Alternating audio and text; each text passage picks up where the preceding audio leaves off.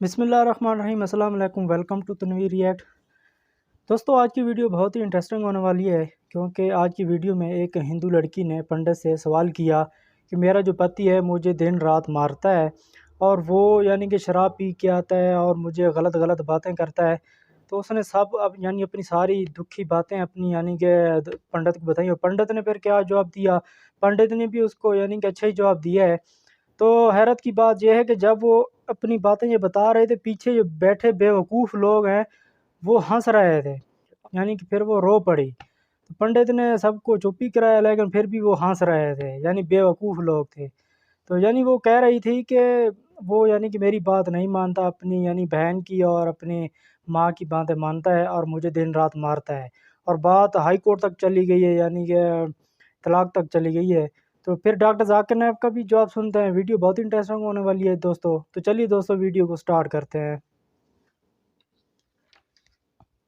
गुरुजी, मेरी प्रॉब्लम तो बहुत बड़ी है पर सॉल्व नहीं हो रही है। बोलो। मेरी जब से शादी हुई है तब से प्रॉब्लम ही प्रॉब्लम आई हुई है। पहले भी मैं अपने घर रह गई 3 महीने, उसके बाद मैं 3 महीने बाद फिर चली गई, मुझे ले गए पंचायत। उसके बाद फिर से मेरे साथ मारपीट की मेरे हस्बैंड ने। कहाँ पहले हस्बैंड आपके? आए नहीं, मैं अपने मायके में रहती हूँ गुरुजी। तो आपके हस्बैंड क्या करते हैं? मेरे हस्बैंड की पैथोलॉजी लैब है। तो आपकी बातचीत होती है? मेरी नहीं होती। कितने दिनों से? 7 महीने हो गए जब से ना मुझे लेने आ रहे हैं और मेरा तो आपको लेने नहीं आ रहे तो आप चले जाओ अपने पास से। मेरा कोर्ट में मैटर चल रहा है। तो काहे कोर्ट तक ले गए बात? शादी को हुए कितने? 1 साल हुई थी मेरी। अब जब मैं वहाँ जब मेरा मैटर अभी शादी को हुए कितने साल हुए? दूसरी साल चल रही है। दूसरी साल में ही आप लोगों का कोर्ट तक चली गई बात? ऐसा था कि मेरे साथ मारपीट करते थे। क्यों करती अभी थी? आपकी थोड़ी देर पहले वो माता जी आई थी कि उनकी बहू मारपीट करती है। हाँ, ठीक है, तो वो उनको बहू ने निकाल दिया। अब मेरा क्या कि उस इंसान ने अपनी माँ बहन, वो ठीक है कि अपनी माँ बहन की सेवा कर रहे हैं, पर बीवी को घर से निकालने का क्या इश्यू हुआ? पति आपके पति क्यों मारते हैं आपको? क्या गलती करती हैं आप, आपको मारते हैं? दारू पीते हैं, आते हैं। अच्छा, तो आप समझाती नहीं उनको? मैं क्या समझाऊं? वो नीचे जैसे कि अपनी माँ की बात मानेंगे, अपनी बहन की बात मानेंगे। तो आपकी माँ की बात मानते तो माँ रोकती नहीं है कि शराब ना पिया कर बेटा? ना, मैंने बहुत रोका, लेकिन वो इस चीज़ के लिए कहती हैं कि अगर मैं कुछ कहूँ, मेरे बेटे पे क्या पाबंदी लगा रही है, तू कल की आई है मेरे बेटे पे। अच्छा, एक काम करना, आप अपने पति को मेरे पास लेके आना। मैं कैसे लेके आऊँ? मैं मायके में रह रही हूँ। अरे आप कोर्ट तक ले जा सकते हैं तो यहाँ क्यों नहीं ला सकते? बात हंसने की नहीं है, बात प्रॉब्लम है। बात प्रॉब्लम है बेटा, मान रहे हैं। पति से बोलना, पति का तलाक कौन चाहता है? बात करते हैं। आप तलाक चाहते हैं कि वो तलाक चाहते? चाहती हूँ तलाक। तलाक कौन चाहता है? बात हंसने की नहीं है। नहीं, हंस कोई नहीं रहा, हंसना भी नहीं चाहिए। बात प्रॉब्लम की है। ये बताओ कि इसका समाधान आपकी तरफ से क्या है? मैं ये चाहती हूँ कि मैं अपने घर चली जाऊँ। तो फिर मैं बता रहा हूँ कि आप मायके ना रहो, आप ससुराल जाओ। मैं कैसे जाऊँ? आप चले जाओ, वो घर है आपका। ये कहते हैं कि वो मुझे मार डालेंगे। कौन कौन मार डालेगा? आप चले जाओ घर, ससुराल। रो मत, सुनो बेटा, रो मत। समाधान ये नहीं है, समाधान ये है कि आप ना तुरंत अपने मायके से ससुराल अपनी माँ के साथ जाओ, या भाई के साथ जाओ, या पिता के साथ जाओ। हाँ, नहीं रखना चाहते, थोड़े दिन रहो। तो दूर रहने में दूरियां बढ़ती हैं। लड़कियों की गलती ये होती है कि जरा सी बात पे वो ससुराल से मायके आ जाती हैं। माना कि आपके पति ने आपके साथ दुर्व्यवहार किया, गलत किया, हाथ नहीं उठाना चाहिए नारियों पर फिर भी माइक दो। मेरी सारी गलती है, लेकिन मैं अपनी गलती मान के क्या गलती है आपकी? स्वीकार कर रही हूँ। क्या गलती है आपकी? चलो मुझसे गलती, उन लोगों को ये लगता है कि मुझसे गलती हुई है। चलो मैं अच्छी बहू नहीं बन पाई, मैं ये कह रही, मुझे नहीं थी इतनी अकल। मेरे माँ बाप ने तो आपके पति अब क्या चाहते हैं आपसे, ये बताओ। मुझे खुद नहीं पता वो क्या चाहते हैं, वो रखना नहीं चाहते हैं। तो वो रखना नहीं चाहते और आप क्या चाहती हैं? मैं वहीं जाना चाहती हूँ। तो फिर समाधान हम बता तो रहे हैं, आप उस कीजिए ना। जब वो नहीं रखना चाहते और आप रहना चाहती हैं तो आप उस घर में जाइए, इस अधिकार से जाइए कि मैं इस घर की बहू हूँ और आपकी पत्नी हूँ। पर मेरा मैटर कोर्ट में चल रहा है, मैं कोर्ट में क्या कहूँगी? कल को उन्होंने कुछ और बोल दिया जाके कोर्ट में, फिर मैं क्या बोलूँगी? तो कोर्ट कचहरी मत करो ना, मैं नहीं जब रिश्ते करना निभाने हैं चाहती तो कोर्ट क्यों जाना? मैं नहीं चाहती हूँ, पर ससुराल वाले पहुँच रहे हैं मेरे। तो ससुराल वालों को जाने दो, आप जज के सामने कह देना कि मैं इस आदमी की पत्नी हूँ और मैं इसी के साथ रहना चाहती हूँ, ना मैं तलाक देना चाहती हूँ ना मैं दूर रहना चाहती हूँ। अब जज करेगा निर्णय, आप रहो साथ में। कोई जज नहीं, मेरा जज में फैसला हुआ है, जज ने कुछ भी नहीं बोला। मैं जज के आगे बोल के आई कि मुझे मेरे घर जाना है। हाँ ठीक है, मेरे से मुझे कोर्ट कचहरी नहीं करनी चाहिए। तो जज ने क्या बोला फिर? वो जज ने बोला, लेकिन उन लोगों के वकील ने नहीं बोला, तो जज ने भी फिर कुछ नहीं बोला। कोई जबरदस्ती नहीं भेजता है, काफ़ी लोग लगे हुए हैं, पर ससुराल वाले मना कर देते कि हम नहीं रखना चाहते। मेरा पति हाँ करता है और हाँ करते करते मना कर देता है घर जाके। घर वाले भड़का देते हैं। हाँ गुरुजी ऐसा ही है, लेकिन मैं ज़्यादा नहीं। बच्चे हैं आपके? नहीं है। चलो भगवान से प्रार्थना करेंगे कि आपके पति को भगवान सद्बुद्धि दें, सास को सद्बुद्धि दें।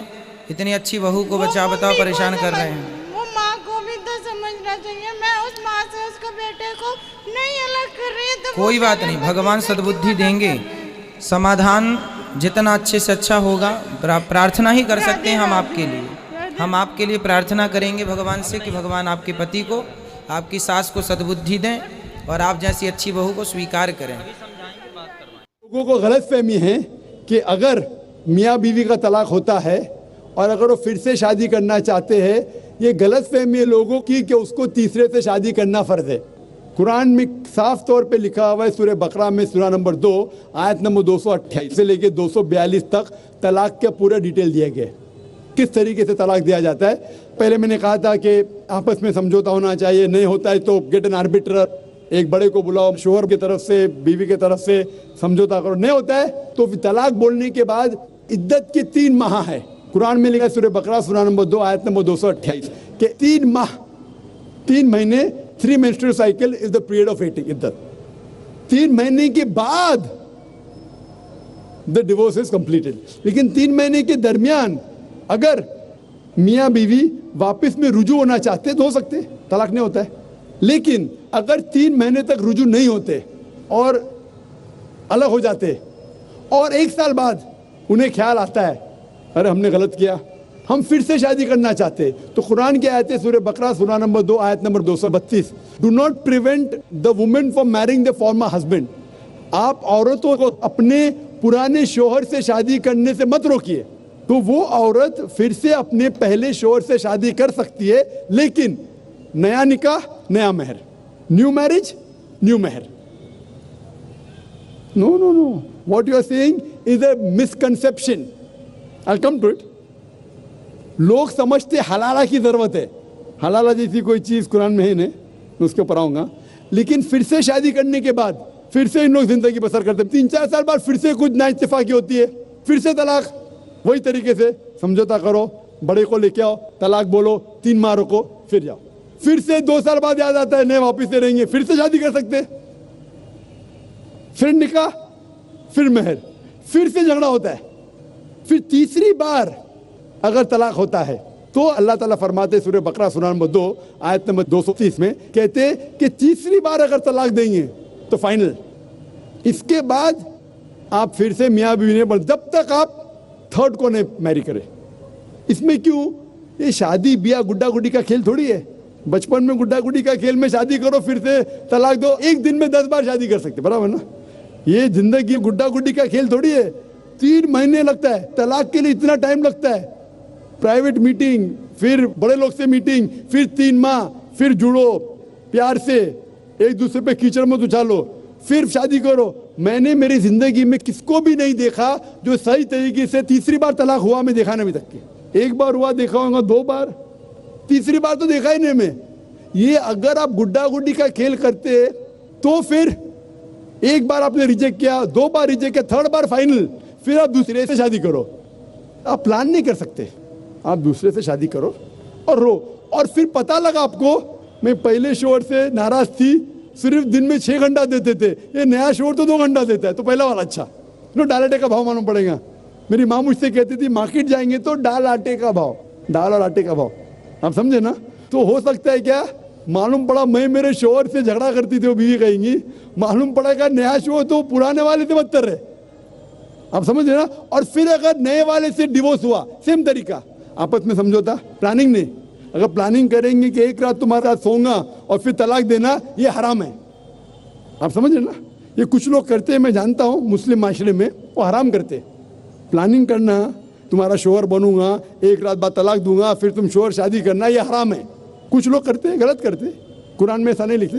तो अगर तीसरी बार तलाक के बाद या पहली तलाक के बाद भी, पहले बार तलाक दिए, दूसरे से शादी किए, फिर पता लगा सही नहीं, तो वापस जा सकते, आप समझे ना। तो ये जो है जरूरी है थर्ड पार्टी के पास जाना, अगर 3 बार सही तरीके से तलाक हो तो इस्लाम में इतनी छूट है माशाअल्लाह, और इतना सही मजहब है, it's the most practical way of life. Hope that answers the question. तो दोस्तों ये थी आज की वीडियो। उम्मीद करता हूँ कि वीडियो आपको बहुत पसंद आई होगी। नई वीडियो के लिए मैं दोबारा हाजिर रहूँगा। दुआओं में याद रखिएगा। अल्लाह हाफिज़।